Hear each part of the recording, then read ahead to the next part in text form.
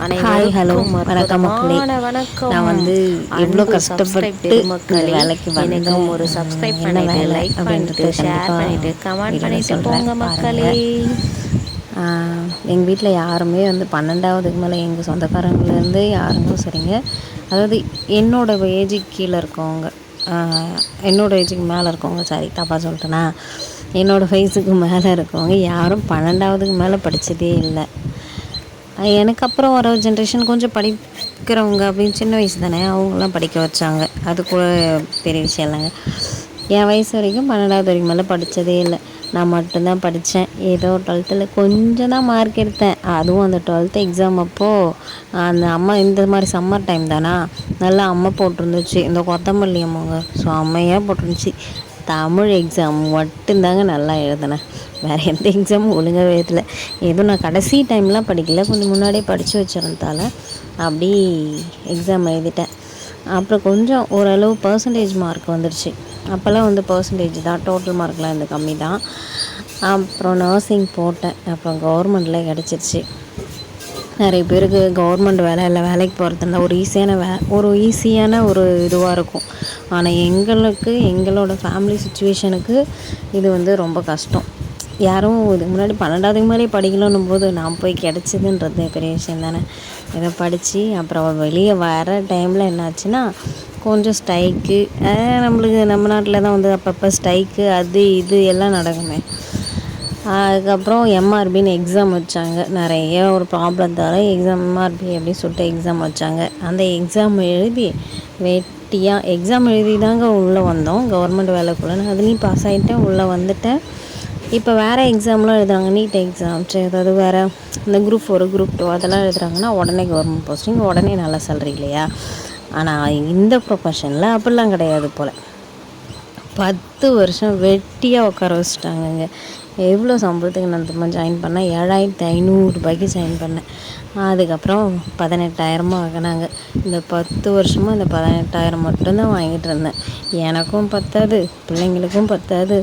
பிள்ளைங்களுக்கு ஏதாவது ஆசையாக கேட்டுச்சிங்கன்னா கூட வாங்கி தர முடியாது. வீட்லேயும் இந்த காசை வச்சுட்டு ஒன்றும் பண்ண முடியாது. இப்போ இருக்க இதுக்கு ஒன்றுமே பண்ண முடியாது விலைவாசிக்கு. ரொம்ப கஷ்டப்பட்டேன். எப்போ வரும் தோன்னு ஏதோ கஷ்டப்பட்டு இந்த எலெக்ஷன் 2026 எலெக்ஷன் வந்து அறிவிக்கிறப்ப தான் இந்த மு.க. ஸ்டாலின் அவருக்கு வந்து மனசு வந்தது போல். கொஞ்சம் பேரெல்லாம் அதுவும் போட்டாங்க. அதுலேயும் 1000 பேர் போடுறாங்க.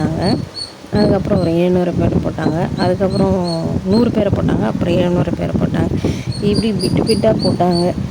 அந்த பிட்டில் நானும் ஒரு பிட்டாக வந்து ஜாயின்ட் ஆகிட்டேன். கவர்மெண்ட் வேலை, அதான் ஃபஸ்ட்டே சொன்னேன், கவர்மெண்ட் வேலைக்கு நல்லா கொஞ்சம் இதுவாக இருக்கவங்களுக்குலாம் வேலைக்கு போகிறது வந்து ஈஸி தானே.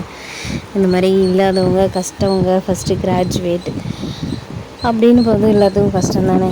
அப்போ போஸ்டிங் ஆர்டர் வந்தது. ஒரு சுப்பிரமணியன் அவர் கையால் தான் கொடுத்தாங்க. எலெக்ஷன் வருதில்ல, அதனால் கூப்பிட்டு கையால் கொடுப்பாங்க, எப்படி வேணால் கொடுப்பாங்க. ஏதோ கொடுத்தாங்கடா, போதும்டா சாமி, இது மேலேயாவது பிள்ளைங்கள கொஞ்சம் நல்லா படிக்க வச்சு ஏதோ பண்ணலாம் அப்படின்னு நினச்சிட்ருக்கேன். அப்புறம் வாங்கிட்டு நான் அப்புறம் ஃபஸ்ட்டு டே வந்து ஜாயின் பண்ணேங்க.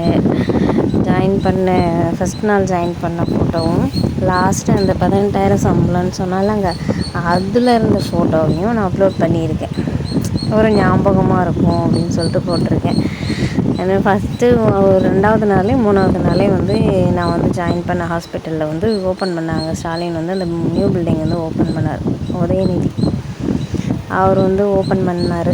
அதுக்காக கொஞ்சம் அந்த டெக்கரேஷன்லாம் பண்ணியிருந்தாங்களா, அதுக்கெல்லாம் கொஞ்சம் நின்று சீன் போட்டு எப்படியும் வந்துச்சு. நான் எப்படி திரும்புவாங்க, ஒரு 6-7 ட்ரெஸ் தான் வச்சுருப்பேன். ஒரு வாரத்தில் 7 நாளில் 4 ட்ரெஸ் தான் இருக்கும். மீதி 2-3 ட்ரெஸ் வீட்டில் போட்டுக்கிற ட்ரெஸ்ஸாக இருக்கும், கிழிஞ்சிருக்கும்ல, அந்த மாதிரி போட்டுக்கிற ட்ரெஸ்ஸாக இருக்கும். இதையே மாற்றி தான் போட்டு போவேன். அப்புறம் தான் நம்ம இப்போ இடைய வரோம்ல, அங்கே வந்து கிராமத்தில் இருக்கும்போது எதையோ போட்டுக்கலாம், இடைய வரும்போது வந்து நல்ல ட்ரெஸ்ஸாக போடணும் அப்படின்னு சொல்லிட்டு அப்புறம் எங்கள் வீட்டுக்காரங்க கூட போயிட்டு கொஞ்சம் ஷாப்பிங்லாம் பண்ணிவிட்டு அப்புறம் அப்படியே வந்து ஜாயின் பண்ணேன். இதுலேருந்து இப்போ ஓடிட்டுருக்கு. இன்னும் இதிலேருந்து இன்னும் சேலரி கொடுக்கல. நான் ஜாயின் பண்ணி ஒரு 2 மாதம் ஆகும். இன்னும் 2 மாதம் கவர் ஆகலை. இன்னும் சேலரி வரல. வந்துச்சுன்னா அதுலேயும் உங்களுக்கு ஒரு வீடியோ போடுறேன். என்னோடய வீடியோலாம் பாருங்கள்.